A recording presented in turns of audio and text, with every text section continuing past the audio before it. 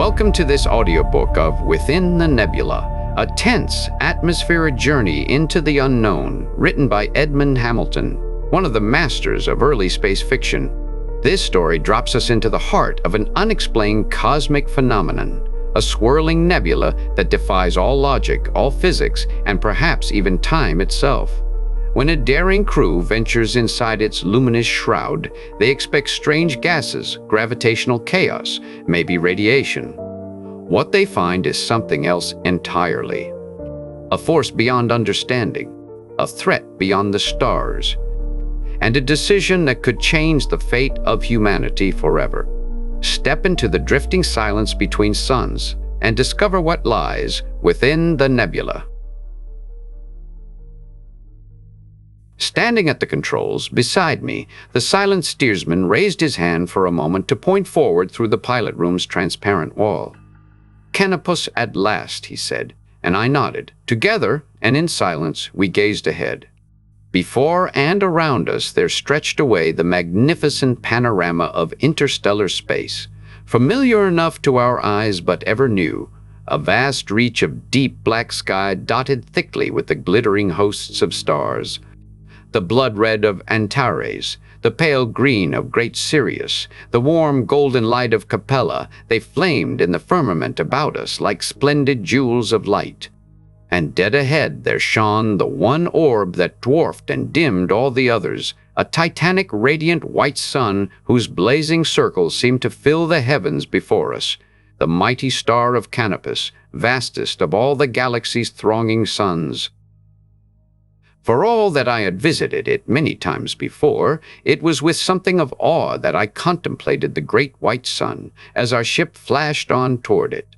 Its colossal blazing bulk, I knew, was greater far than the whole of our own little solar system, millions of times larger than our own familiar little star, infinitely the most glorious of all the swarming suns. It seemed fitting, indeed, that at Canopus had been located the seat of the great Council of Suns of which I was myself a member, representing our own little solar system in that mighty deliberative body whose members were drawn from every peopled star. In thoughtful silence I gazed toward the mighty sun ahead, and for a time there was no sound in the bridge room except for the deep humming of the ship's generators, whose propulsion vibrations flung us on through space. Then, against the dazzling glare of the gigantic star ahead, there appeared a tiny black dot, expanding swiftly in size as we raced on toward it. Around and beyond it, other dots were coming into view, also changing as we flashed onto disks, to globes, to huge and swarming planets that spun in vast orbits about their mighty parent sun. And it was toward the largest and inmost of these whirling worlds, the seat of the Great Council, that our ship was now slanting swiftly downward. Beneath us, I could see the great planet rapidly expanding and broadening until its tremendous coppery sphere filled all the heavens below. By that time, our velocity had slackened to less than a light speed, and even this speed decreased still further as we entered the zone of traffic about the great planet. For a few moments, we dropped cautiously downward through the swarming masses of interstellar ships which jammed the upper levels, and then had swept past the busy traffic boats into one of the great descension lanes, and were moving smoothly down toward the planet's surface. Around us there swarmed all the myriads of inbound ships that filled the descension lane, drawn from every quarter of the galaxy toward Canopus, the center and capital of our universe. Long cargo ships from far Spica there were, laden with all the strange merchandise of that sun's circling worlds, luxurious passenger liners from Regulus and Altair, filled with tourists eager for their first sight of great Canopus, swift little boats from the thronging suns and worlds of the great Hercules cluster, battered tramps which owned no sun as home, but cruised eternally through the galaxy, carrying chance cargoes from star to star, and here and there among the swarms of alien ships, a human-manned craft from our own distant little solar system. All these and a myriad others raced smoothly beside and around us as we shot down toward the mighty world beneath. Swiftly, though, The traffic about us branched away and thinned as we dropped nearer to the planet's surface. Beneath the light of the immense white sun above, its landscape lay clearly revealed, a far-sweeping panorama of smoothly sloping plains and valleys, park-like in its alternation of lawn and forest. Here and there on the surface of this world sprawled its shining cities, over whose streets and towers our cruiser sped as we flashed on. Then, far ahead, a single mighty gleaming spire became visible against the distant horizon, growing as we sped on toward it into a colossal tower all of 2,000 feet square at its base, and which aspired into the radiant sunlight for fully 10,000 feet. On each side of it there branched away a curving line of smaller buildings, huge enough in themselves but dwarfed to toy-like dimensions by the looming grandeur of the stupendous tower. And it was down toward the smooth sward at the tower's base that our ship was slanting now, for this was the seat of the great Council of Suns itself. Down we sped toward the mighty structure's base, down over the great buildings on either side which housed the different departments of the galaxy's government, down until our ship had come smoothly to rest on the ground 100 feet from the tower itself. Then the ship's hull door was clanging open, and a moment later I had stepped onto the ground outside and was striding across the smooth sward toward the mighty tower. Through its high-arched doorway I passed, and down the tremendous corridor inside toward the huge doors at its end, which automatically slid smoothly sidewise as I approached. The next moment I had passed through them and stood in the hall of the council itself. Involuntarily, as always, I paused on entering, so breathtaking was the immensity of the place. A single vast circular room with a diameter of near 2,000 feet, it covered almost all the mighty tower's first floor. From the edge of the great circle, the room's floor sloped gently down toward its center like a vast shallow bowl, and at the center stood the small black platform of the council chief. Out from that platform, back clear to the great room's towering walls, were ranged the countless rows of seats, just filling now with the great council's thousands of members. Beings there were among those thousands from every peopled sun in all the galaxy's hosts, drawn here like myself, each to represent his star in this great council which ruled our universe. Creatures there were utterly weird and alien in appearance, natives of the whirling worlds of the galaxy's farthest stars, creatures from Aldebaran, turtlemen of the amphibian races of that star, fur-covered and slow-moving beings from the planets of dying Betelgeuse, great octopus creatures from mighty Vega, invertebrate insect men from the races of Procyon, strange dark-winged bat-folk from the weird worlds of Deneb.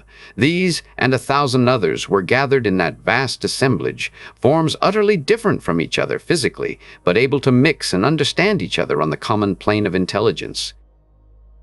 Within another moment I had passed down the broad aisle and had slipped into my own seat, and now I saw that on the black platform at the room's center there stood silent, the council chief.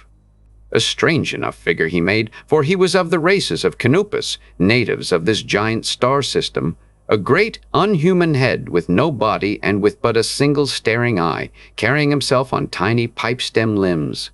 Silently he stood there, contemplating the gathering members. Within another minute, all had taken their seats, and then a sudden hush swept over them as the council chief stepped forward and began to speak. In the tongue that has become universal throughout the galaxy, his strange high voice carried to every end of the vast room by the great amplifiers which make every whisper in it clearly heard. "Members of the council," he said, "I have called this meeting, have summoned you here to Canopus, each from his native star, because I have to place before you a matter of the utmost importance. I have summoned you here because there has risen to face us the most vital problem that has yet confronted us in our government of the galaxy. The greatest and most terrible danger, in fact, that has ever threatened our universe. Other dangers, other problems have faced us in the past, and all these we have overcome, by massing all our knowledge and science, have ruled with more and more power over the inanimate matter of our universe, our galaxy. We have saved planets and their peoples from extinction by shifting them from dying old suns to flaming new ones. We have succeeded in breaking up and annihilating some of the great comets whose headlong flights were carrying destruction across the galaxy.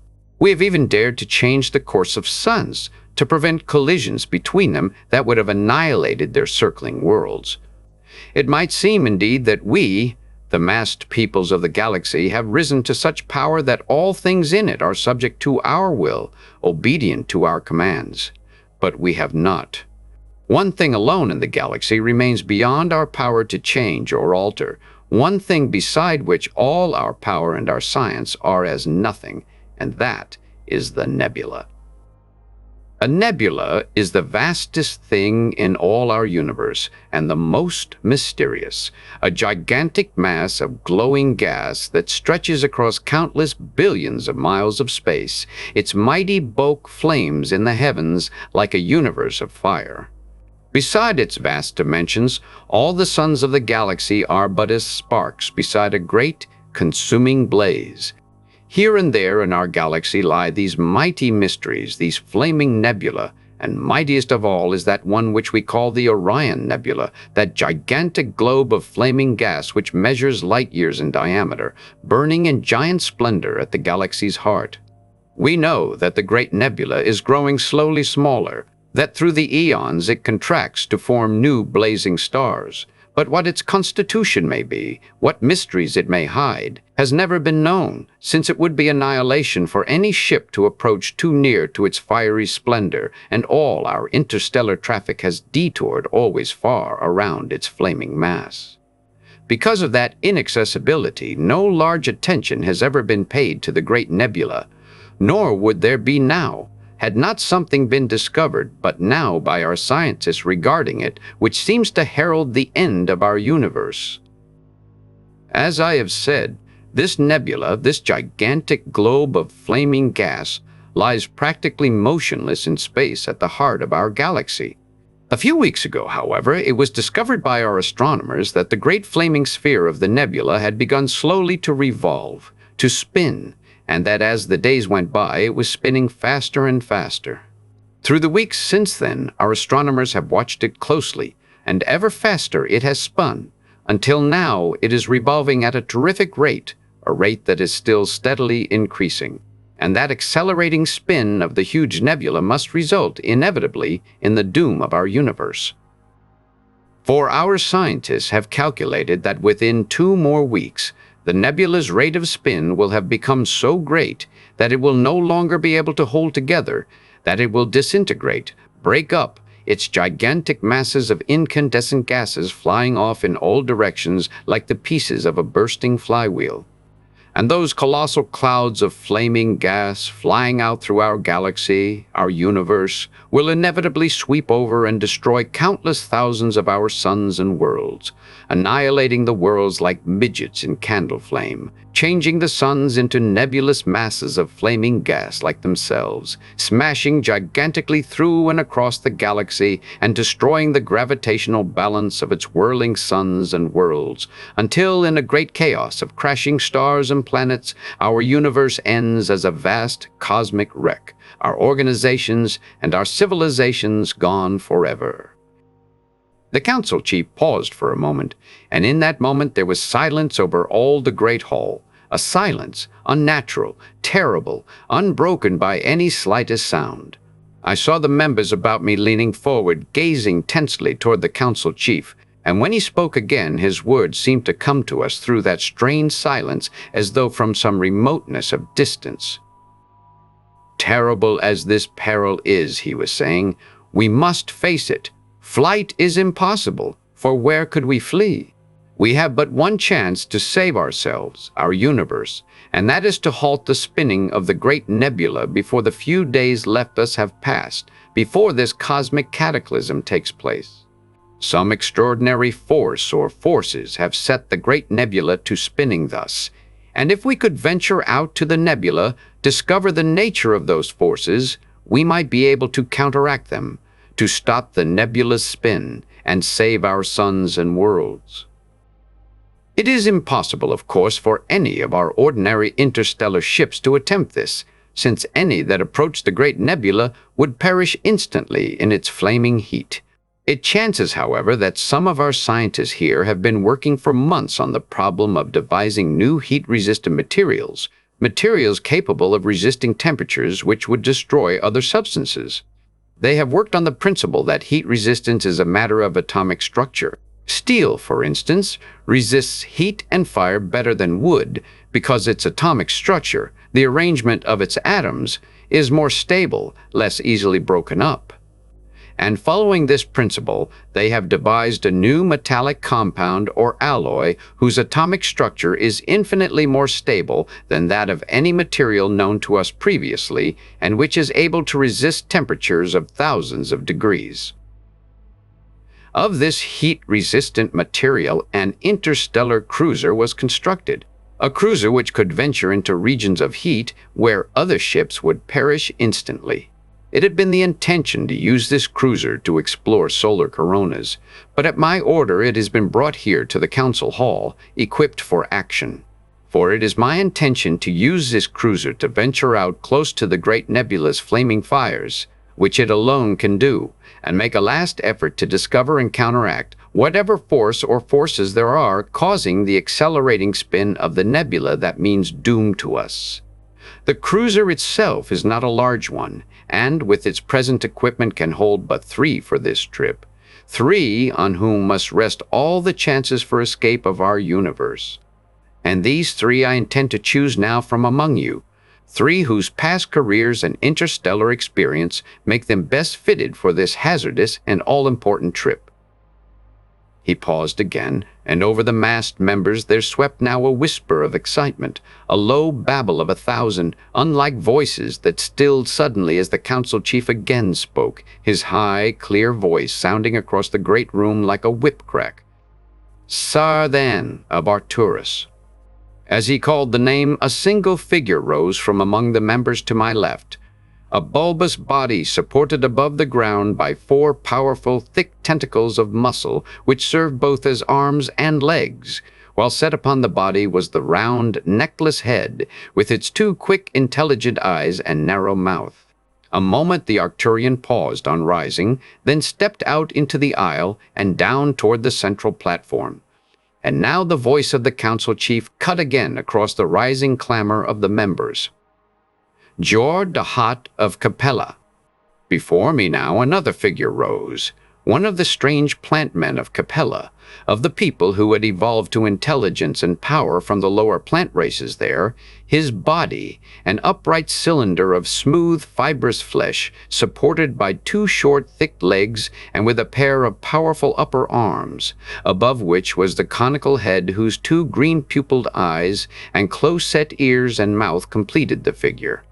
In a moment he too had strode down toward the platform, and then, over the tumultuous shouts of those in the great hall, which had risen now to a steady roar of voices, there came the clear voice of the council chief with the 3rd name. Kerkal of Sun 828.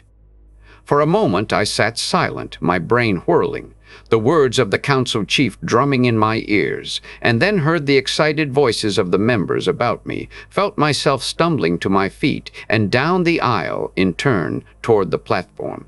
Beating in my dazed ears now was the tremendous shouting clamor of all the gathered members, and beneath that surging thunder of thousands of voices I sensed but dimly the things about me, the Arcturian and Capellan beside me, the figure of the council chief on the platform beyond them. Then I saw the latter raise a slender arm, felt the uproar about me swiftly diminishing until complete silence reigned once more. And then the council chief was speaking again, this time to us. Sarthan, Jord de Haat, and Kerkal, he addressed us. You 3 are chosen to go where only 3 can go, to approach the nebula and make a final effort to discover and counteract whatever force or forces there are causing this cataclysm that threatens us. Your cruiser is ready and you will start at once, and to you I have no orders to give, no instructions, no advice. My only word to you is this: if you fail in this mission, where failure seems all but inevitable, indeed, our galaxy meets its doom, the countless trillions of our races their deaths. The civilizations we have built up in millions of years, annihilation. But if you succeed, if you find what forces have caused the spinning of the mighty nebula and are able to halt that spin, then your name shall not die while any in the galaxy live. For then you will have done what never before was done or dreamed of, will have stayed with your hands a colossal cosmic wreck, will have saved a universe itself from death. As the door of the little pilot room clicked open behind me, I half turned from my position at the controls to see my two companions enter. And as the Arcturian and Capellan stepped over to my side, I nodded toward the broad fore window. 2 more hours, and we'll be there, I said. Side by side, we three gazed ahead. About us once more there stretched the utter blackness of the great void, ablaze with its jeweled suns. Far behind shone the brilliant white star that was Canopus, and to our right the great twin suns of Castor and Pollux, and above and beyond them the yellow spark that was the sun of my own little solar system. On each side and behind us hung the splendid starry canopy, but ahead it was blotted out by a single vast circle of glowing light that filled the heavens before us, titanic, immeasurable, the mighty nebula that was our goal. For more than 10 days we had watched the vast globe of flaming gas largening across the heavens as we raced on toward it in the heat-resistant cruiser that had been furnished us by the Council. Days they were in which our generators had hummed always at their highest power, propelling our craft forward through space with the swiftness of thought, almost long, changeless days in which the alternate watches in the pilot room and the occasional inspection of the throbbing generators had formed our only occupations. On and on and on we had flashed, past sun after sun, star system after star system.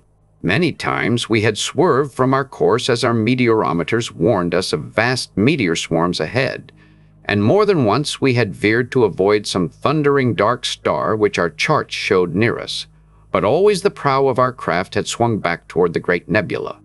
Ever onward toward it we had raced, day after day, watching its glowing sphere widen across the heavens, until now, at last, we were drawing within sight of our journey's end, and were flashing over the last few billions of miles that separated us from our goal. And now, as we drew thus nearer toward the nebula's fiery mass, we saw it for the first time in all its true grandeur.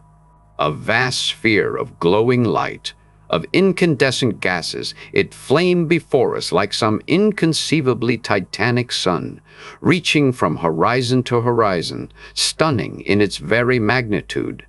Up and outward from the great fiery globe there soared vast tongues of flaming gas, mighty prominences of incalculable length, leaping out from the gigantic spinning sphere.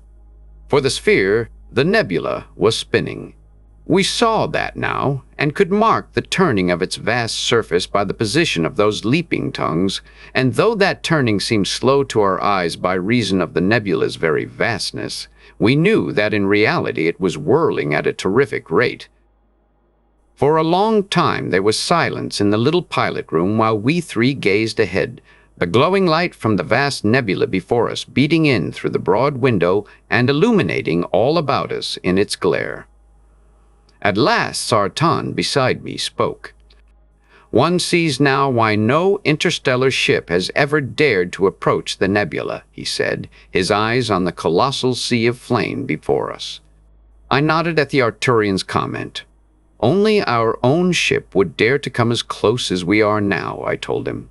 "The temperature outside is hundreds of degrees now," and I pointed toward a dial that recorded the outside heat. "But how near can we go to it?" asked Jordahat. "How much heat can our cruiser stand?" "Some thousands of degrees," I said, answering the plant man's last question first. "We can venture within a few thousand miles of the nebula's surface without danger, I think. But if we were to go farther, if we were to plunge into its fires, even our ship could not resist the tremendous heat there for long and would perish in a few minutes.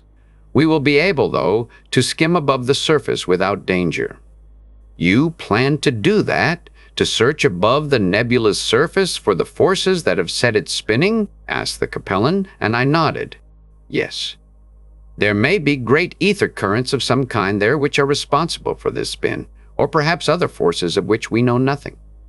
If we can only find what is causing it, there will be at least a chance." And I was silent, gazing thoughtfully toward the far-flung raging fires ahead. Now, as our ship raced on toward that mighty ocean of flaming gas, the pointer on the outside heat dial was creeping steadily forward, though the ship's interior was but slightly warmer due to the super insulation of its walls. We were passing into a region of heat, we knew, that would have destroyed any ship but our own, and that thought held us silent as our humming craft raced on. And now the sky before us, a single vast expanse of glowing flame, was creeping downward across our vision as the cruiser's bow swung up. Minutes more, and the whole vast flaming nebula lay stretched beneath us instead of before us, and then we were dropping smoothly down toward it. Down we fell, my hand on the control lever gradually decreasing our speed, now moving at a single light speed, now at half of that, and still slower and slower, until at last our craft hung motionless, a scant 1,000 miles above the nebula's flaming surface, a tiny atom in size compared to the colossal universe of fire above which it hovered. For from horizon to horizon beneath us now stretched the nebula in terrible grandeur. Its flaming sea, we saw, was traversed by great waves and currents that met here and there in gigantic fiery maelstroms, while far across its surface we saw, now and then, great leaping prominences or geysers of flaming gas that towered for an instant to immense heights and then rushed back down into the fiery sea beneath. To us, riding above that burning ocean, it seemed at that moment that in all the universe was only flame and gas, so brain-numbing was the fiery nebula's magnitude.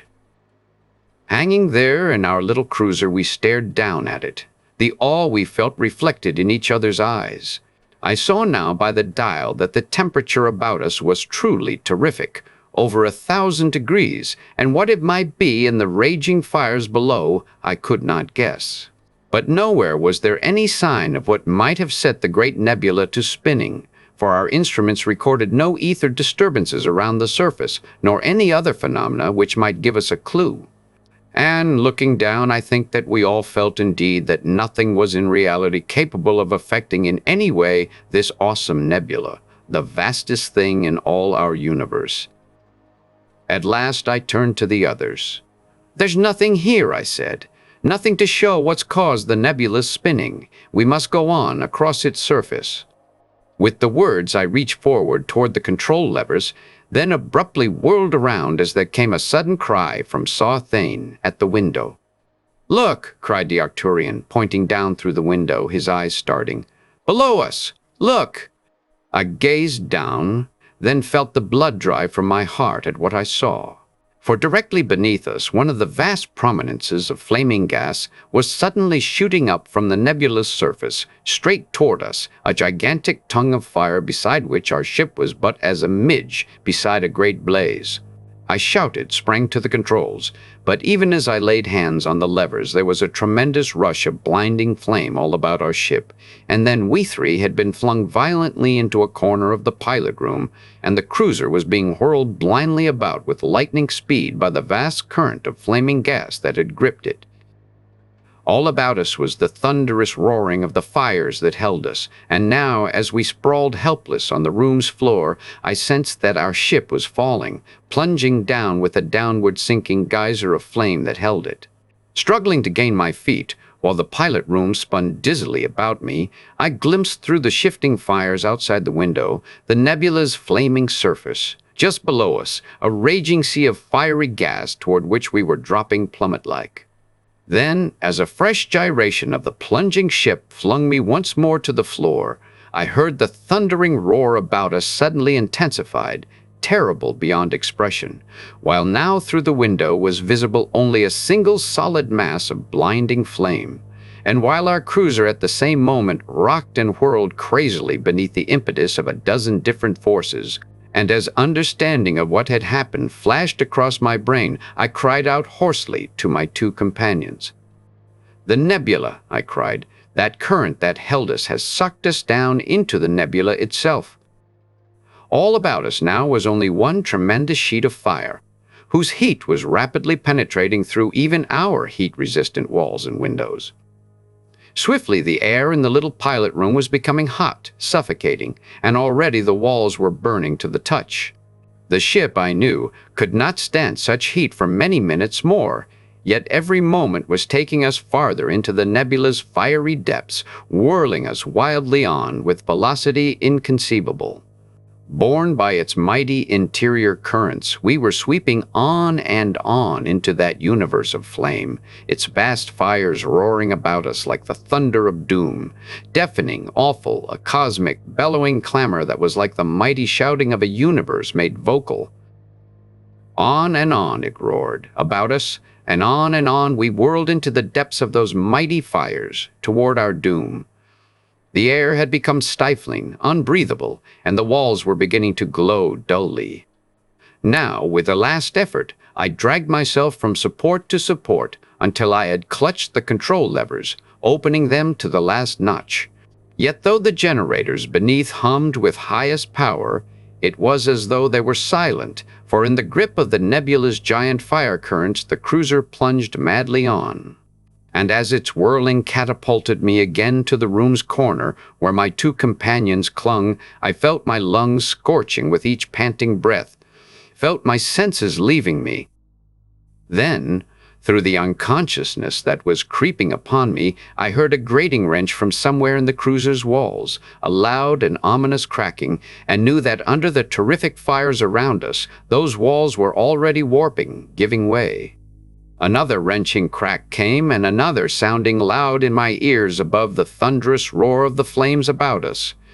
In a moment the walls would give completely, and in the rushing fires of the nebula about us we would meet the end. In a moment.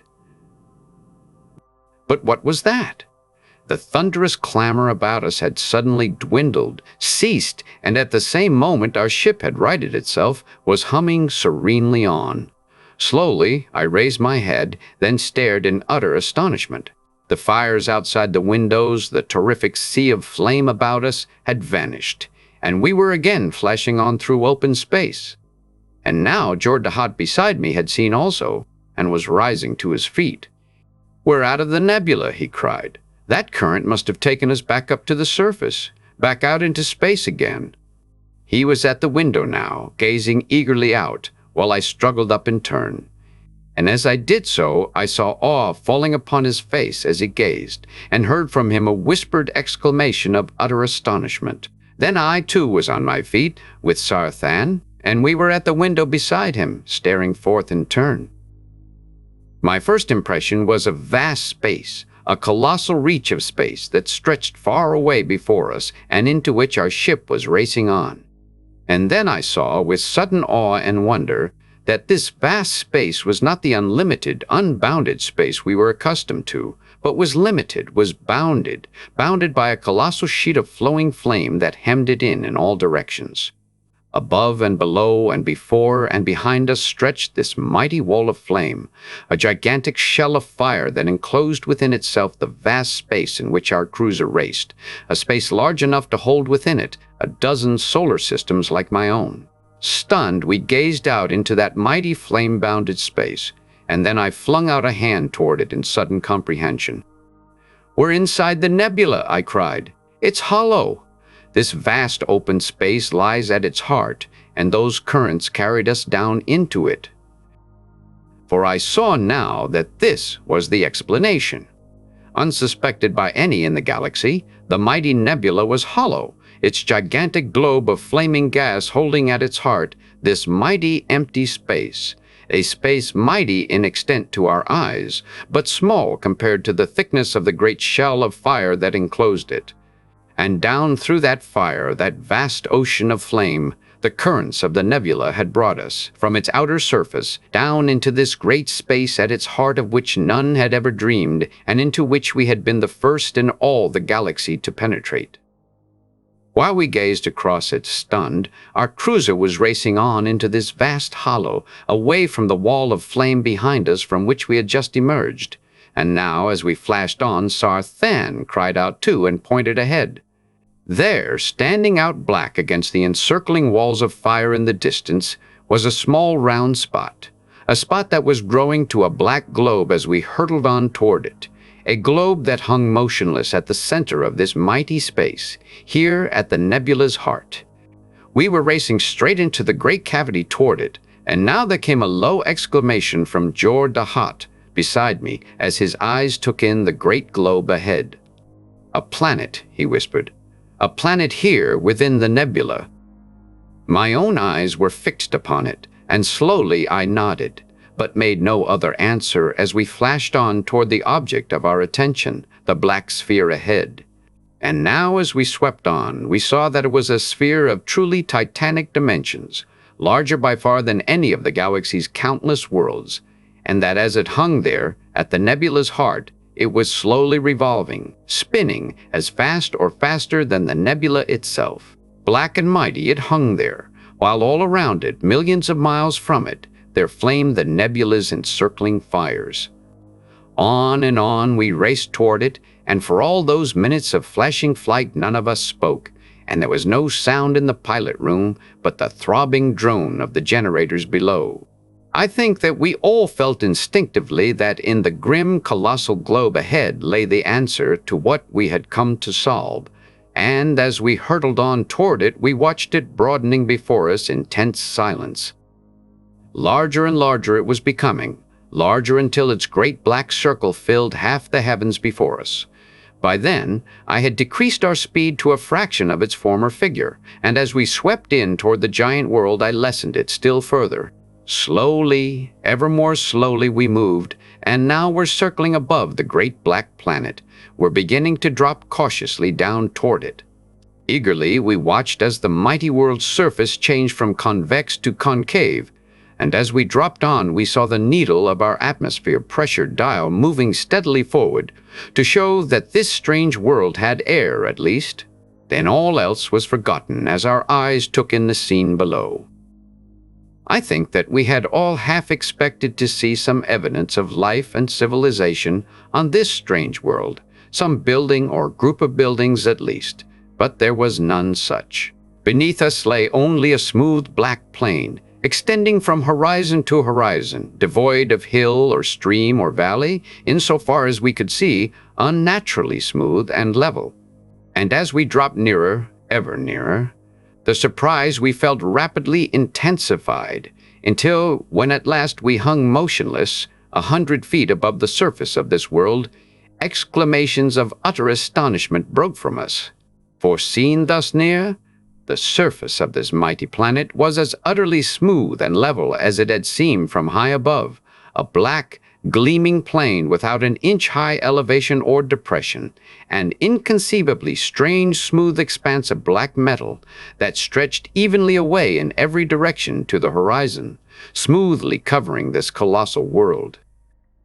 We looked at each other, a little helplessly, then down again toward the smooth and gleaming surface below. In that surface was no visible opening, no sign of joint or crack even, nothing but the smooth, blank metal.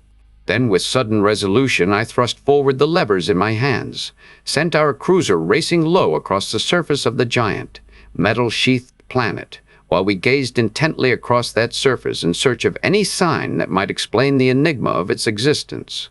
On we sped, while beneath us flashed back the smooth metal plain, mile after endless mile. Then, gazing ahead, my eyes suddenly narrowed and I raised a pointing hand. For there, far ahead, I had glimpsed an opening in the gleaming surface, a round black opening that was resolving itself into a vast circular pit as our cruiser raced on toward it.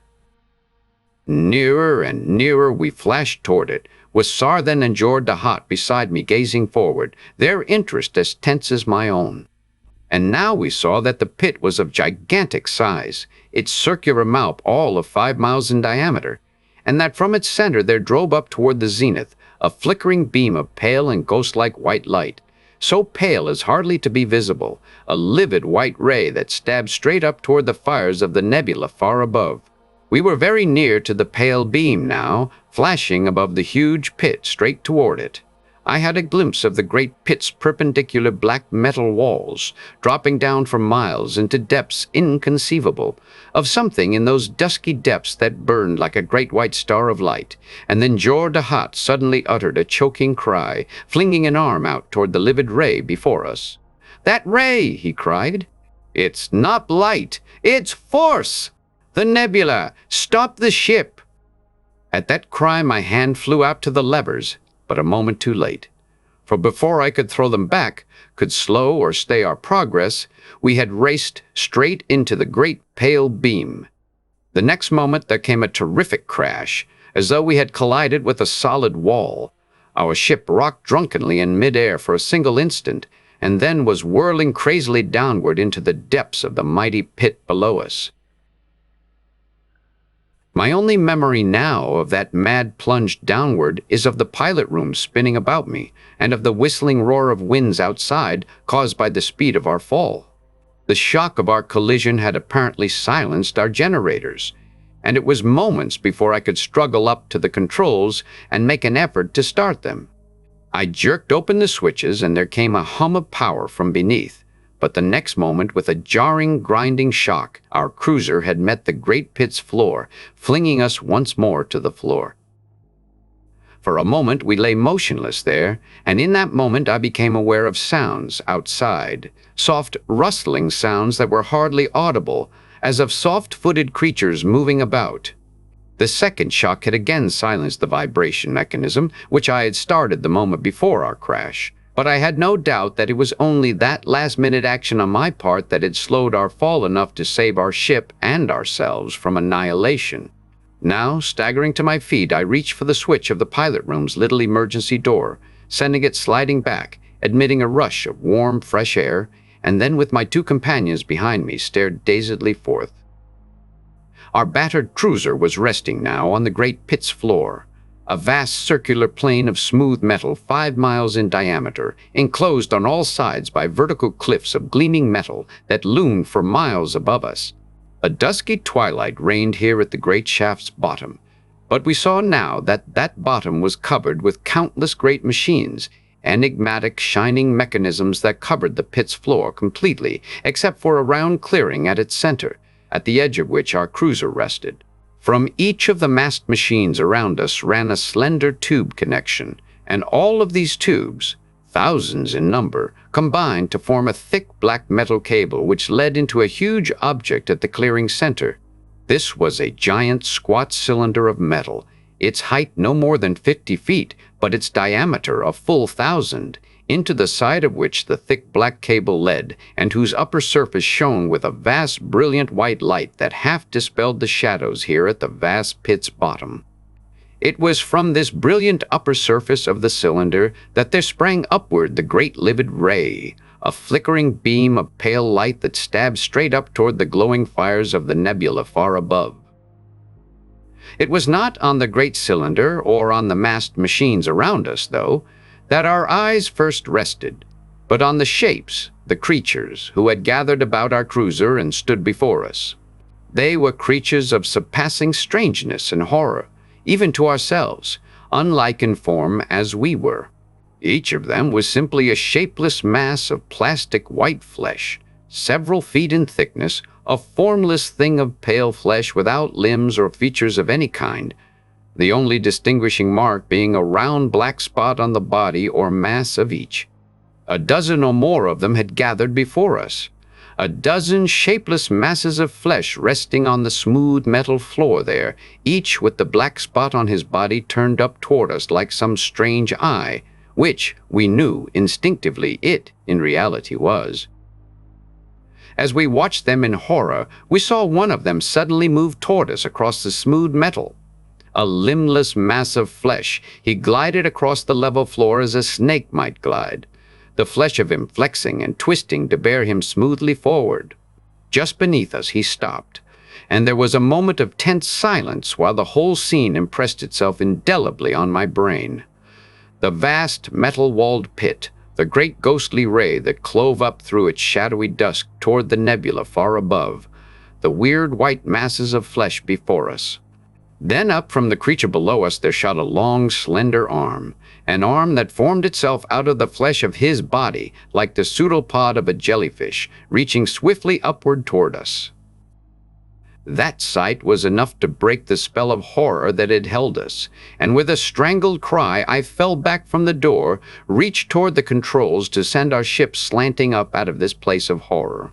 But as I did so, there came a shout from my two companions, and I whirled around to see a half-dozen pseudopod arms reach in through the open door, and then by that grip, 6 or more of the weird creatures had drawn themselves up into the pilot room and were upon us.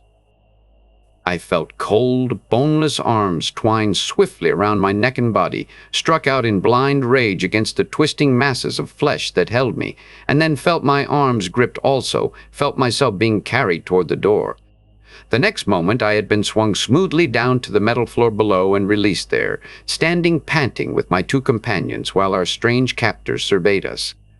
Several of them held in pseudopod arms little square boxes of metal which they held toward us, and one of them, as if for an object lesson, turned his toward a little pile of metal bars not far away, and touched a switch in its handle.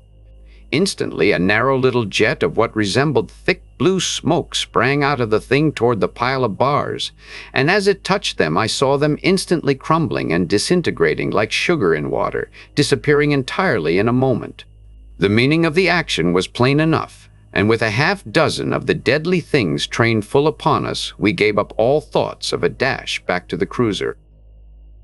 Now the foremost of the creatures seemed to undergo a series of swift changes in shape, his plastic body twisting and changing from one strange form to another with inconceivable rapidity.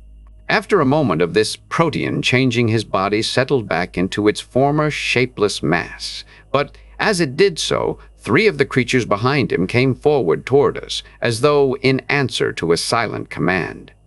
I was later to learn, what I half guessed at the moment, that it was by these swift changes in bodily shape that the creatures communicated with each other, each such change, however slight, carrying to them as much meaning as a change of accent in spoken speech does to us. The 3 that had come forward each held in a pseudopod arm one of the deadly box weapons, and now they placed themselves around us, one in front and the other 2 behind us.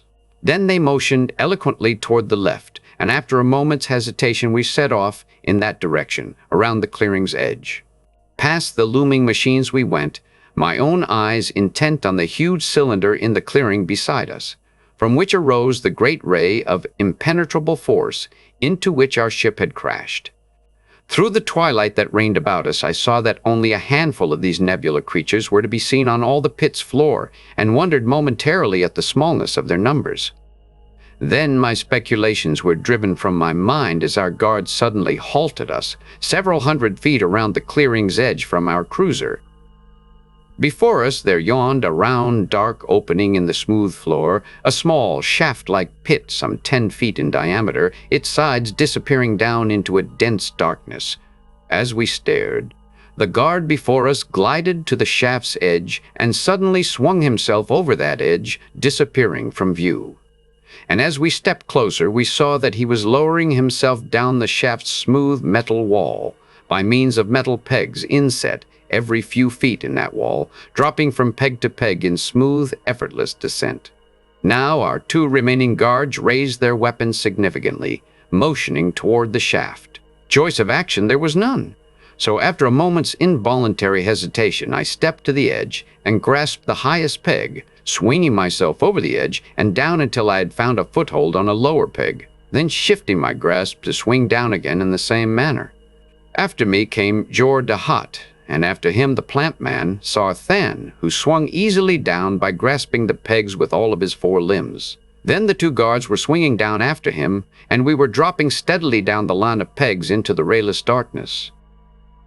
I think now that of all the journeys in the universe, that journey of ours down the shaft was the strangest. Plant man and human and Arcturian. 3 different beings from 3 far-distant stars. We swung down that dizzy ladder into the dark depths of this strange world at the fiery nebula's heart, guarded above and below by formless beings of weirdness unutterable. Down we clambered, feeling blindly in the darkness for our hand and footholds, down until, at last, far below, there appeared a faint little spot of white light in the darkness. The spot of light grew stronger, larger, as we climbed down toward it, until finally we saw that we were nearing the shaft's bottom, at which it gleamed. A few minutes more, and we had clambered down the last peg and stood at the bottom of the shaft. A dark, circular well of metal pierced in one side by a doorway, through which came the dim white light. Then we were bunched together once more between our guards, and were marched through the door into a long corridor dimly lit by a few globes of lambent white light suspended from its ceiling. As we marched along this long metal-walled corridor, I wondered how far beneath the great pit's floor we were, estimating by the length of our downward climb that it must be thousands of feet at least. Then my thoughts shifted as there came from ahead a deep humming, beating sound and a gleam of stronger light. Before us now lay the end of the corridor, a square of brilliant white light toward which we were marching. We reached it, were passing through it, and then we halted in our tracks in sheer, stunned astonishment. For before us there stretched a vast open space, or cavern, of gigantic dimensions, its floor and sides and ceiling of smooth black metal, brilliantly illuminated by scores of the lambent globes of light. For thousands of feet before and above us stretched the great space, and in it was a scene of clamorous activity that was stunning after the darkness and silence through which we had come.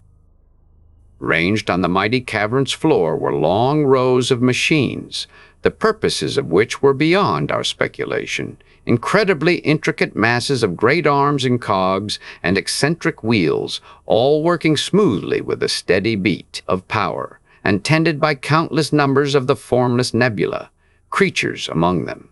Some seemed to be ventilating machines of a sort, with great tubes leading upward through the cavern's ceiling. From others, streams of white-hot metal gushed out into molds, cooling instantly into wheels and squares and bars. Still others appeared to be connected with the great globes of light above, and some there were, like great domed turtles of metal, that moved here and there about the cavern's floor, reaching forth great pincer arms to grip stacks of bars and plates and carry them from place to place. Only a moment we stared across that scene of amazing activity before our guards were again motioning us onward across the cavern's floor. Between the aisles of looming mechanisms we marched, whose formless attendants seemed not to heed us as we passed them. Before and around us glided the great turtle machines with their burdens, the humming of their operation adding to the medley of sounds about us, only the shapeless nebula creatures being completely silent. And as we marched on, I saw in the great cavern's distant walls doors and corridors leading away to other vast, brilliant lit caverns that I could but vaguely glimpse, extending away in every direction, a great, half-seen vista of mighty white-lit spaces reaching away all about us, stupendous, incredible. And as we went on, we saw other narrow shafts in the floor like that down which we had come, saw swarms of the nebula creatures rising from and descending into those shafts by the pegs set in their sides, moving ceaselessly up and down from whatever other vast spaces might lie beneath us in this titanic, honeycombed world. At last we were across the great cavern, had entered the comparative silence of another corridor, and progressed down this until our guards turned us through a doorway in its right wall. We found ourselves in a great hall or room, smaller by far than any of the vast caverns that honeycombed this world, but unlike them quite silent, and with no humming machines or busy attendants. The great long hall, perhaps 500 feet in length, was quite empty except for a low dais at its farther end, toward which our guards conducted us, gliding before and behind us. As we neared it, we saw that on each side of the dais was ranged a double file of guards, each armed with the deadly weapon we had seen demonstrated, while upon the dais itself rested 10 of the formless nebula creatures. Of these 10, 9 were like all of the others that we had seen, ranged in a single line across the dais. The 10th, however, who rested in a central position in front of the 9, was like the others in form or formlessness alone, being at least 5 times larger in size than any of the others we had seen, an enormous mass of white flesh resting there on the dais and contemplating us with his strange eye as we were marched down the hall toward him. I divined instantly, by his strange size and prominent position, that he held some place of power above the others of his race. For weird and alien as his appearance was, there yet reached out from him toward us a strong impression of some strange majesty and power embodied in this monstrous mass of flesh, some awe-inspiring dignity that was truly regal and that transcended all differences of mind or shape. In a moment we had been halted before the dais, and then one of our guards glided forward, the mass of flesh that was his body twisting and changing with lightning-like swiftness in the strange communication of these creatures. I had no doubt that he was explaining our capture, and when he glided back, the great creature on the dais contemplated us for a time in motionless silence. Then his own body writhed suddenly in protean change, in silent speech, and instantly one of the 9 creatures behind him glided from the dais and through a small door in the wall behind it, reappearing in a moment with a complicated little apparatus in his grasp. This was a small black box, from which slender cords led to 2 shining little plates of metal. One of the plates he placed upon the body of the great Nebula King, directly beneath the strange eye, where it seemed to adhere instantly. Then, after pausing a moment, he glided toward Jord the Hutt with the other plate. The plant man shrank back at his approach, but as the guards around us raised their weapons, he subsided, allowing the creature to place the plate upon his own body beneath the head, where it also adhered. This done, the creature moved back to the little box and touched a series of switches upon it. Instantly, a slight whining sound rose from the box, while a little globe on its surface flashed into blinding blue light. The great nebula ruler on the dais did not move, nor did Jord the Hutt, though I saw his face grow blank, perplexed. For minutes the little mechanism hummed, and then, at a swift writhing order from the monster on the dais, the thing was switched off. A moment the Nebula King seemed to pause, then gave another silent order, and this time the creature at the box snapped on another series of switches, the globe upon it flashing into yellow light this time. As it did so, I saw Jord the Hutt's eyes widening and starting, his whole body reacting as from an electric shock. His whole attitude, as the little apparatus hummed on, was that of one who listens to incredible things, his face a sudden mask of horror.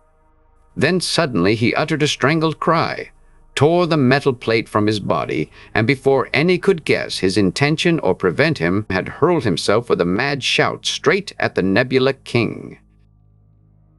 The moment that followed lives in my memory as one of lightning action.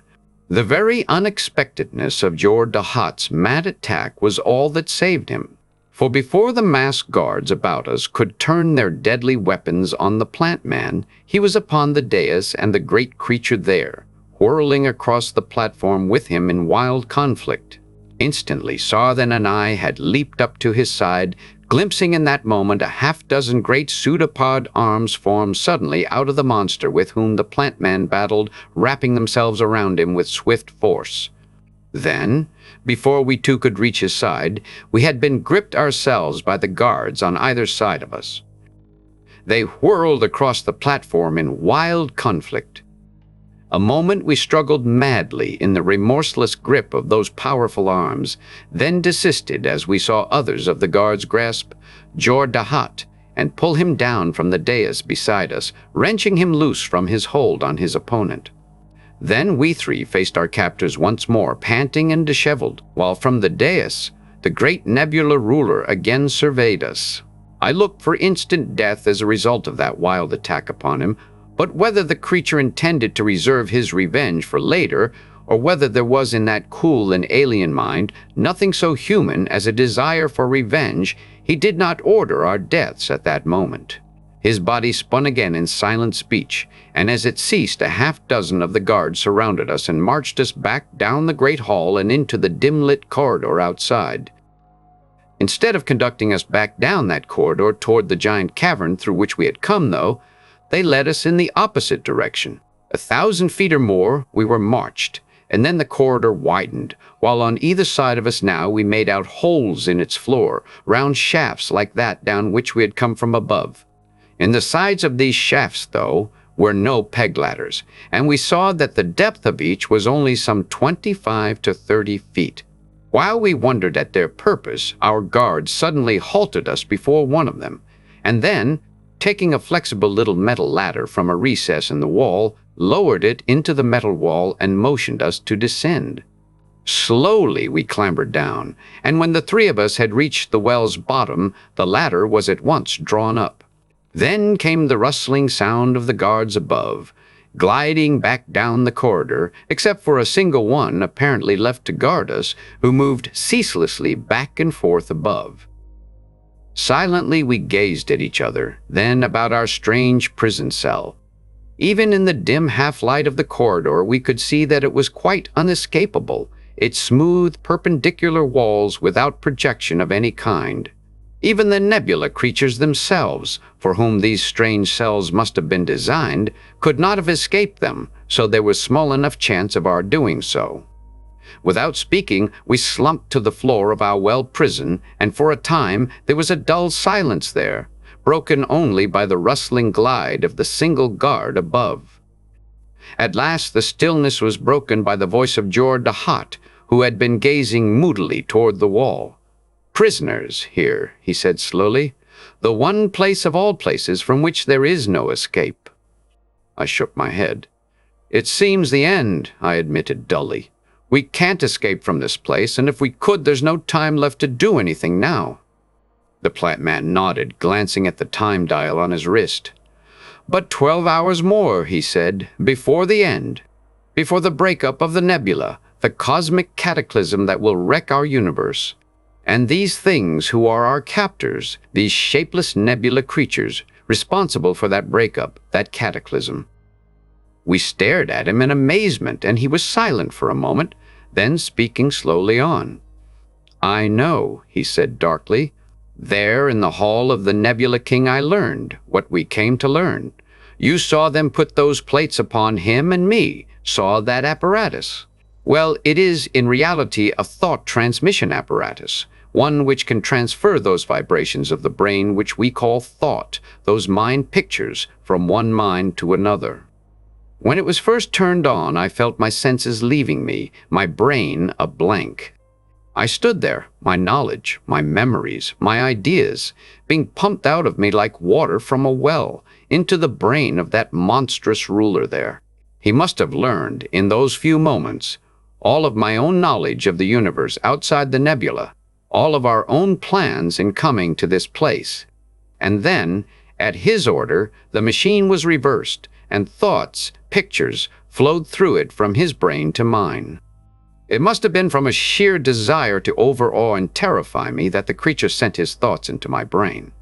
I know that the moment it was turned on, I became conscious of ideas, thoughts, pictures rushing into my mind, of new knowledge springing whole into my brain. Much there was that was blank and dark, ideas, no doubt, for which my own intelligence had no equivalent, but enough came to me so that I realized at last who and what these creatures were, and what their part was in whirling the nebula on to its breakup and our doom. I knew, with never a doubt, that this great open space at the nebula's heart had been formed because the denser portions of its interior had contracted faster than the outer portions. As you know, all nebula contract with the passage of time, their fiery gases condensing to form great blazing stars, the eon-old cycle of stellar evolution, from fiery nebula to flaming sun. In this cycle, this great nebula followed, but because of its vast size, the inner, denser portions had contracted with much greater speed than the outer parts, forming a great solid world in time, while the outer parts were still but fiery gas. This solid world spun at the center of the great space formerly occupied by the gases that had contracted to form it, and it was warmed and lit eternally by the encircling fires of the nebula all around it, and shut off from the outside universe by those fires. Light and warmth had this world in plenty, therefore, and with time life had risen on it, crude forms ascending through the channels of evolutionary change into a myriad different species, of which one species, the nebula creatures we have seen, was the most intelligent. In time they ruled this strange world, wiping out all other species, and climbed to greater and greater science and power with the passage of time, their existence never suspected by any in the universe outside. Back and forth through the galaxy went the great star cruisers of the Federated Suns, but none ever dreamed of the strange race that had grown to power on this world at the fiery nebula's heart. But slowly, inexorably, destruction began to creep upon that race. As I have said, all nebulae contract always, and this one was still doing so, still growing smaller and smaller, its encircling fires closing steadily in upon the spinning world at their heart. Hotter and hotter it became on that world until life was hardly possible on it for the nebula creatures, accustomed as they were to a milder temperature. They must escape that heat or perish. And since they could not escape to outer space through the prisoning fires around them, they did the last thing available, hollowed out vast caverns in the interior of their world, and descended into those caverns to live. The whole surface of their world they sheathed with smooth, heat-reflecting metal, and then descended in all their hordes into the countless mighty caverns that honeycombed all their great world, taking up their life again in those cool depths, safe from the nebula's heat. Ages passed over them while they lived thus in their world's depths, but still the nebula contracted, closed in upon them in that vast, remorseless cycle that is nature's law throughout the universe. Closer and closer crept its fires toward the metal-sheathed world of the nebula people, until at last they saw that soon those fires would envelop their world and annihilate it, unless they were turned back in some way. So for a time they bent all their energies toward the problem of turning back the nebula's contracting fires, and at last found a way to do so, one which would take all their strength and science to carry out. In the surface of their metal-covered world they sank a vast, metal-walled pit, and in that pit set massed machines capable of generating an atomic ray of terrific power. From each of the generating machines led a connection carrying the power produced by it, all these connections combining into the thick cable we saw which leads into the great cylinder apparatus, generating inside it the mighty ray that stabs up toward the nebula and into which we crashed. Now the great world here at the nebula's heart is already spinning, revolving, and the purpose of the nebula people was to use the great ray as a connection between their spinning world and the encircling nebula, to set the nebula to spinning also by this means, the ray being equal to a solid connection between the two. And their plan proved a sound one, for after the great ray had been put into operation, the vast encircling nebula began to move slowly, to revolve, faster and faster as its turning accelerated under the constant impetus of the great ray. When the nebula should reach a certain speed of whirl, the nebula creatures knew, when it should reach the critical point of its spin, it would be whirling so fast that it would not longer be able to hold its mighty mass together, and it would break up, disintegrate, its fiery mass flying off through the galaxy in all directions. This would remove all danger from the nebula people, who could then live on without fear in their cavern honeycombed world, using artificial light and heat. They knew, however, that, once started, the whirling of the nebula must be kept up until it had reached its critical point and had broken up, since if the whirling were slackened before then, the great ray turned off. The vast, ponderously turning nebula would collapse with the removal of the ray, its collapsing fires annihilating the nebula world inside it. For this reason, the great machines in the pit that generated the power for the ray were made completely automatic and certain in operation, needing only a handful of the nebula creatures to attend them. It was that handful that captured us when we came, our ship falling down to the great pit's floor after crashing into the terrific ray. And after we had been brought down here, after I had learned thus what terrible plan of these creatures it was that was bringing doom to our own universe, I lost my senses, sprang at the Nebula King, unconscious of all but what I had just learned. And now you know what it was I learned, what we came here to learn.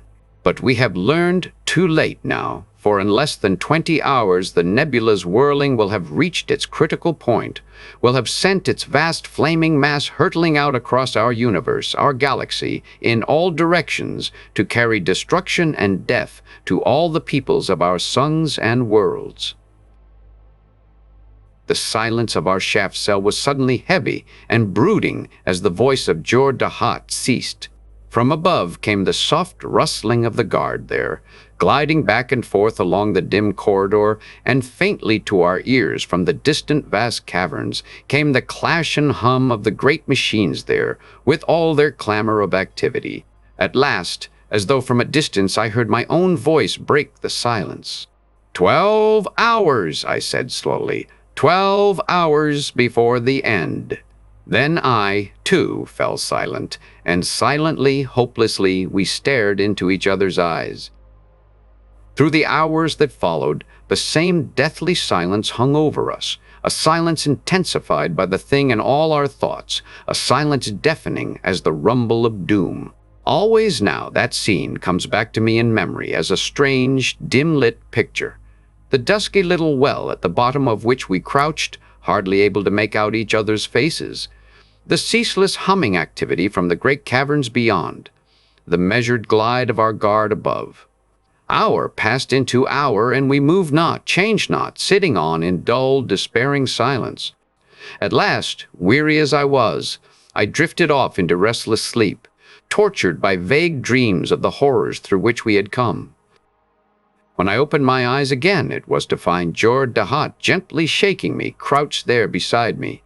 As he saw me wake, he bent his head to my ear. "Sarthan has a plan," he whispered to me. "We've hardly more than an hour left, but he thinks that we have a chance that way to get out. 1,000,000 to 1 chance. If we could—" But by that time I was crawling over to the Arturian's side, and eagerly we listened while in whispers he outlined his project for escaping from our pit cell. Small enough chance there seemed that we could carry it out. And even were we to escape from our prison, there seemed nothing but death awaiting us farther on. But we were of one mind that it would be better to meet our end thus than wait in the shaft, tamely for death. Therefore, crouching against the wall, we waited tensely for the guard above to pass our shaft. Pass he did, in a moment more, his monstrous, shapeless body gliding to the shaft's edge and peering down there at us in passing, as usual. Then he was gone, gliding on down the corridor, and instantly we sprang to our feet. At once Jor-Dahat stepped over to the wall, standing with his back against it and his feet braced widely on the floor. Then Sarthan climbed nimbly up over the plant man's body until 2 of his 4 limbs rested on the shoulders of Jor-Dahat, who now grasped those 2 limbs in his own hands and raised them as high as he could reach, holding the Arturian above him by the sheer force of his powerful muscles. With his other 2 limbs, Sarthan also was reaching upward, and now I clambered up in turn over the plant man and the Arturian until the latter, grasping my own feet, had raised me in turn as high as he could reach. Thus upheld, I was just able to reach the shaft's rim above with my upstretched hands, and there, in that precarious position, we awaited the return of the guard. It could hardly have been more than a minute at most that we waited, but to ourselves, balancing there with muscles strained to the utmost, it seemed an eternity. I heard the rustling glide of the guard's approach now, but at the same time felt the Arturian's hold, giving, beneath me, heard the great muscles of the plant man cracking beneath the weight of both of us. I knew that my 2 companions could hold out for but a moment longer, and then, just as the Arturian's grip on my feet began to slip, the returning guard had reached the pit's edge, pausing there, directly above me, to peer down as usual. The next moment I had reached up with a last effort and had gripped him, and then we 4 were tumbling down into the well, pulling the guard down with us. As we fell, I had heard his weapon rattle on the floor above, knocked from his grasp, but as we reached the well's floor, he had already gripped us with a half-dozen pseudopod arms that formed themselves lightning-like out of the shapeless mass of flesh that was his body. Then we were plunging about the floor of the well in a mad, weird battle, as silent, as it was deadly. The thing could not cry out for help, but for the moment it seemed to us that alone it might conquer us. Its suddenly formed arms coiling swiftly about us, great tentacles of muscle that were like to have choked us in the first moment of combat. Strike and grasp as we would, there seemed no vulnerable spot on the creature's slippery body, and weary as we were, the outcome of the struggle was for a time extremely doubtful. I heard Sarthan utter a strangled cry as a thick arm noosed itself about his body, felt another striving for a hold on my own head, and then saw Jor-Dahat suddenly grasp two of the slippery arms and literally tear the thing's shapeless body into half with those two holds. There was a soft ripping sound, and then the creature had slumped to the floor, a limp mass of dead flesh. A moment we stared breathlessly at each other over the dead thing, then, without speaking, sprang to the wall, where Jor-Dahat braced himself to repeat our former procedure. In a moment he had raised the Arcturian above him, and within another moment Sarthan was raising me likewise, until I had again gained a grip on the rim of the shaft above. A fierce, struggling effort, and I had pulled myself up to the floor of the dim-lit corridor, where I lay panting for a moment, then leapt to my feet and over to the recess in the wall from which I had seen the flexible ladder taken. A moment I pawed frantically in the recess, then uttered a sob as my fingers encountered the cold metal of the ladder. It was but the work of an instant to lower it into the well for my two companions to climb up, and then we gazed tensely about us. The long, dim-lit corridor was quite empty for the moment, though away down its length we glimpsed the square of white light that marked the point where it debouched into the great caverns. That was our path, we knew, so down the corridor we ran, between the rows of shaft cells on either side, until we were just passing between the last two of those shafts, and were reaching the point where the corridor narrowed once more.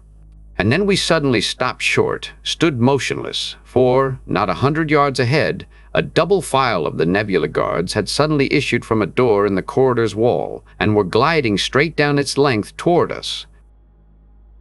For a single moment death stared us in the face, and we stood there motionless, stupefied with terror.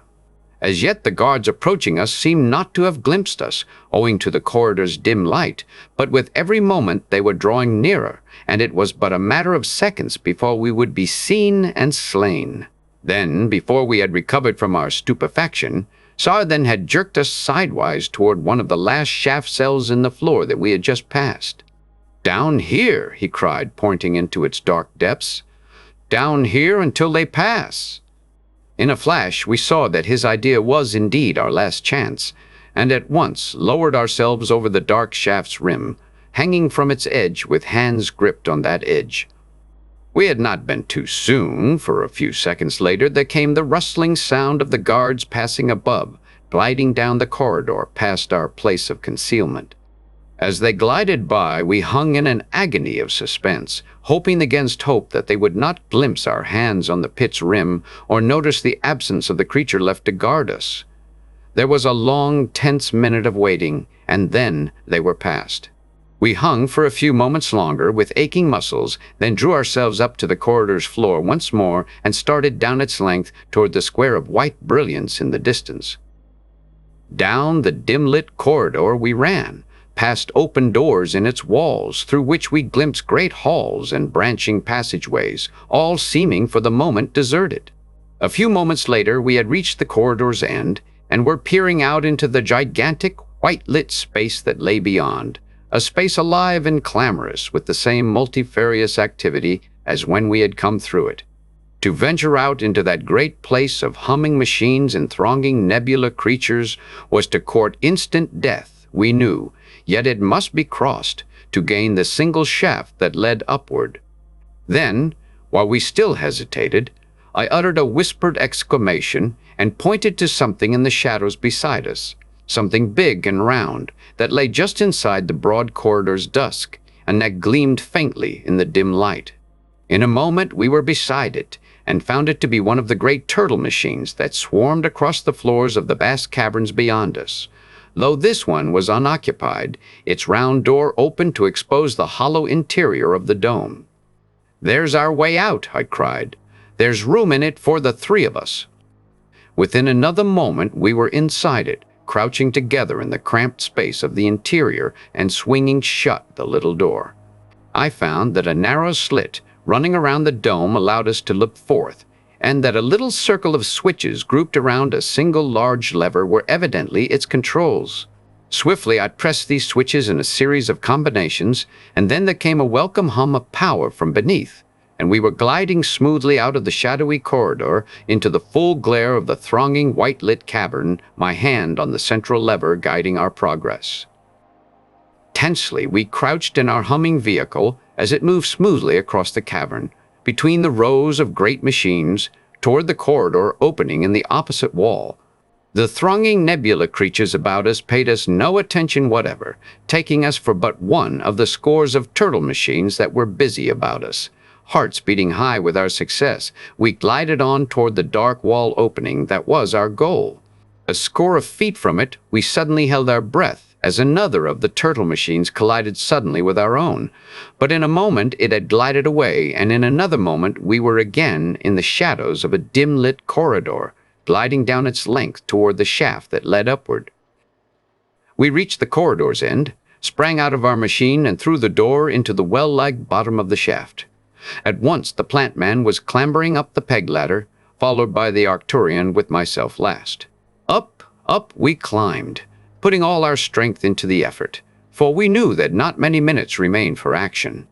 Then suddenly, as I looked down, I stopped and breathed an exclamation.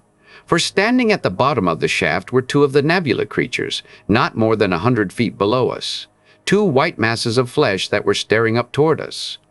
A moment we hung motionless on the pegs, while the two weird beings gazed up, and then we saw one of them glide back into the corridor, racing back to the great caverns to sound the alarm. We knew.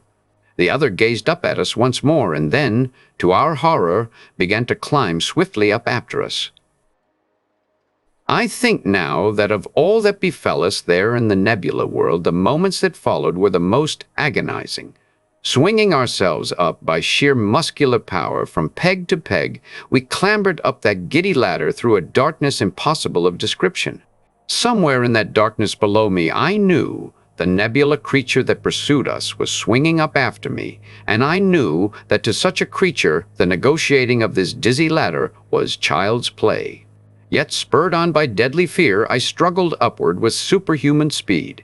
100 feet, another 100, until a hope flashed across my brain that the thing that pursued us might have given up that pursuit.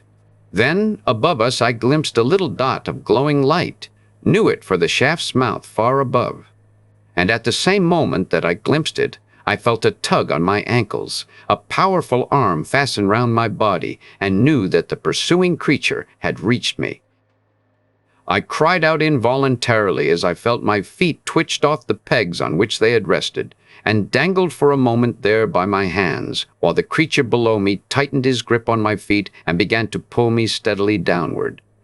All his force he must have put into that effort, and I felt my hand slipping on the peg which they held, knew that once I lost my hand grip, the creature below would release my feet also, and send me hurtling down to death on the shaft's floor far below. In a deathly silence I hung there, striving against that deadly pull, and then felt one of my hands torn from its grip, felt the fingers of the other slipping on the peg they held, felt my will relaxing. Then someone had suddenly swung down past me from above, and I glanced down to glimpse in the dim light from above Sarthan swinging swiftly down past me and hanging by one of his powerful limbs, while with the other three he grasped the creature below me. Instantly, the ladder's grip on my feet relaxed. There was an instant of swift scuffling below me, and then I glimpsed the shapeless body of the nebula creature forced from its hold on the pegs, hurtling down into the darkness to strike the floor far below with a smacking thud. The next instant, Sarthan was up to me and was pulling me up until I again clung safely to the pegs. Only the Arcturian, with his 4 strange limbs, could ever have successfully battled the nebula creature. Thus on that giddy ladder of pegs. But now we were again clambering up, calling on all our strength to bear us on, watching the little circle of dim light above broadening as we climbed up toward it. Below us, we knew, The alarm had been given, and within a few minutes now, a horde of the nebula creatures would be rushing up the shaft. And but minutes were left for us to act in, so that we put every effort into a mad burst of speed that within a few more minutes had brought us up to the shaft's mouth. Jor Dahat, above us, was the first to reach its level, and I saw the plant man raise his head and peer cautiously forth, then beckon us upward. Silently, stealthily, we climbed up, crept over the shaft's edge until we crouched on the smooth metal floor. The scene about us was the same as before. The vast, metal-walled pit, the massed machines around us, the great cylinder at the clearing's center from which arose the livid ray, the long shape of our battered cruiser lying beyond it. A half-dozen of the nebula creatures were gathered near the great cylinder, and we saw their bodies twisting in their silent speech, but their strange eyes were not turned in our direction. In a moment, Jordahat crept silently to one side, where lay a mass of tools, and came back with 3 heavy, axe-like implements of metal in his grasp, long-handled and broad-bladed. Silently, he handed one of these to each of us, and then without words we crawled silently toward the gathered nebula creatures, on hands and knees. Inch by inch, foot by foot, we crept toward them. I looked up once, saw the glowing fires of the nebula far above us, knew that within minutes those fires would be flying out through our universe in flaming destruction unless we could act. My grip tightened on my weapon as we crawled on through the shadowy dusk, and then suddenly one of the creatures before us had turned and was gazing straight toward us. Before he could turn to his companions in warning, before he could do more than merely glimpse us, we had sprung to our feet and were leaping toward the creatures with upraised axes. The next moment we were upon them, our heavy weapons flashing right and left in swift destruction, and when we lowered them only masses of dead flesh lay at our feet. Wildly we looked about, but there seemed no other of the nebula creatures on all the great pit's floor, nothing but the silent automatic machines and the great cylinder of the ray. Now we leapt toward that cylinder, then halted. A half-dozen pseudopod arms were reaching up from the shaft up which we had come. A half-dozen of the creatures pulling themselves up there. It was the pursuit from beneath. Jordahat cried out, raced toward the shaft's mouth with the Arcturian. "Cut the cable, Kirkal," he shouted. "The cable that runs into the cylinder. Sarthan and I will hold them in the shaft."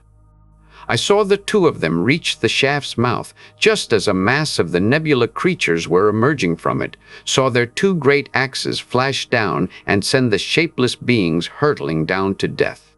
Then I had leapt myself to the great, foot-thick cable of black metal that ran into the cylinder's side, carrying into it the power from all the machines about us, which generated the mighty ray.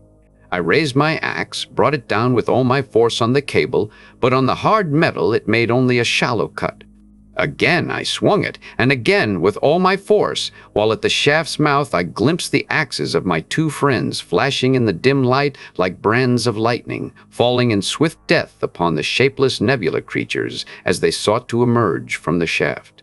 I heard the puff of jets of the deadly blue smoke leaping upward, but knew that so long as they were held inside the shaft, they could not reach the Arcturian and the plant man with their annihilating jets.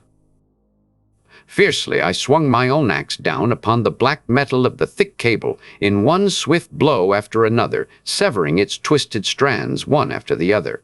The last minutes were speeding, I knew, and like some soulless automaton I wielded the great axe in blow after blow, scarcely conscious in that mad moment of anything but the thick length of metal below me. I was half through it now, had cut through half its strands, and knew that another dozen of blows would sever it. And even as hope flamed up in my brain, there was a cry from Jordahat.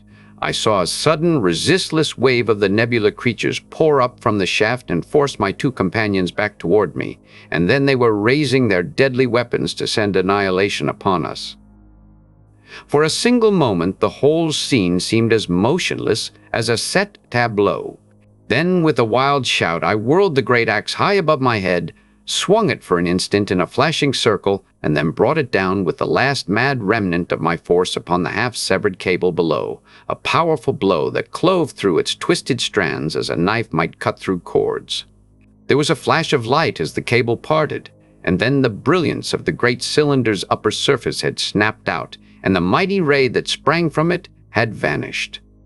The next instant there was utter silence, a thick, terrific silence in which we, and all the nebula creatures that had crowded up onto the pit's floor, gazed up toward the mighty nebula's fires far above us. Seconds, minutes, that awful silence reigned, and then I saw the weapons of the nebula creatures before us dropping from their grasp, saw them rushing wildly about as though in mad, frenzied terror, heard a great cry from Jor-Dahat beside me. "The nebula," he cried hoarsely, pointing up toward the glowing fires above. "The nebula collapsing." I looked up dazedly, saw the vast fires moving now, slowly, majestically, gigantically, moving down toward us, toward the nebula world, the whole vast turning nebula collapsing into the great space at its center with the removal of the ray that had whirled it on, its mighty, crowding fires rushing down upon us. Then I had sunk to the floor, felt the arms of my two friends about me, dimly felt myself dragged across the floor through the crazily rushing hordes of nebula creatures into our cruiser, felt it lifting up out of the great pit with the plant man at the controls as the fires above rushed down upon us. Then there was a thunderous roaring of titanic fires about us, a vast, interminable rushing of colossal currents of flaming gas all around us as we plunged upward through the collapsing nebula. More and more dimly to my ears came that mighty roar of flame as consciousness began to leave me, but at last, through my darkening senses, I felt that it had ceased, that we were humming through space once more. With a last effort, I staggered to the window with my two companions, gazed down dazedly toward the terrific ocean of boiling flame that stretched gigantically beneath us, saw that still its fires were drawing together, collapsing, contracting, condensing. Then, suddenly, up from the collapsing nebula there leapt a single mighty tongue of fire, as from some titanic conflagration, a vast rush of flame that towered up toward the stars, and then dwindled and sank and died. It was the end forever of the world within the nebula. It was more than 2 weeks later that with all the thousands of the great council of suns, we passed out of the mighty tower into the starlit night.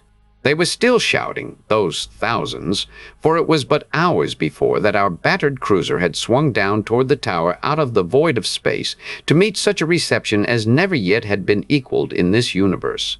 And now that the council's tumultuous meeting had closed at last, and each of its members made ready to depart for his own sun, the shouting applause about us was redoubled. At last, from out of the darkness, a great star cruiser swept toward us, paused, and then the member from Antares had entered it, and it was speeding up into the darkness. Another drew up before us, entered by the strange representative from Rigel, and then it too had vanished, and still others were sweeping toward us.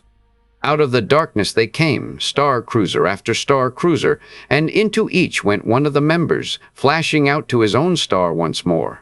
One by one, we watched them go, watched the great ships lift into the darkness, starting out to Polaris and Fomalhaut and Algol, starting out on long journeys to suns far out at the galaxy's edge. One by one they went, until at last there remained only we three of all the members, with the 3 cruisers waiting before us that would carry us back to our own stars. We paused then, with a common impulse gazing upward. Across the heavens gleamed the hosts of suns, points of brilliant light in a field of deepest black. Moments we gazed up toward them, and toward 3 among them that were far distant from each other across the heavens. The magnificent golden splendor of Great Capella, to the left, and the fiery red brilliance of Arcturus, to the right, and above us, and between them a smaller star of deep yellow, that little spark of light toward which the eyes and hearts of men shall turn until the end of time, though they roam the limits of the universe.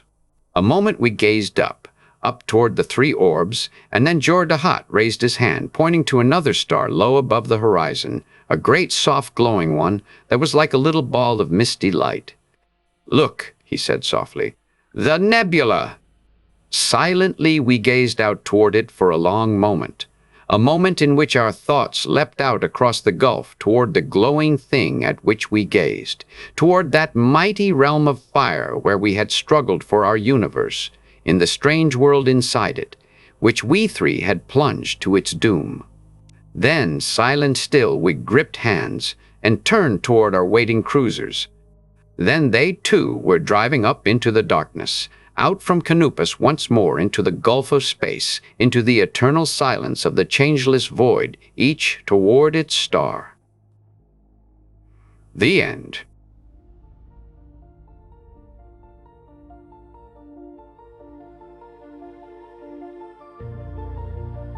Thank you for listening to Within the Nebula by Edmond Hamilton. We hope you enjoyed this journey into classic science fiction.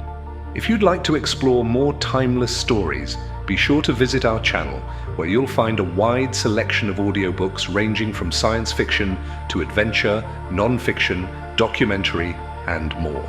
If you enjoyed this audiobook, don't forget to like the video, subscribe to the channel, and leave a comment letting us know which stories you'd like to hear next. Your engagement helps us continue to bring classic literature to life for listeners like you. Visit our channel page to discover more great audiobooks that may pique your interest. Thank you again for listening, and we look forward to having you with us on our next adventure.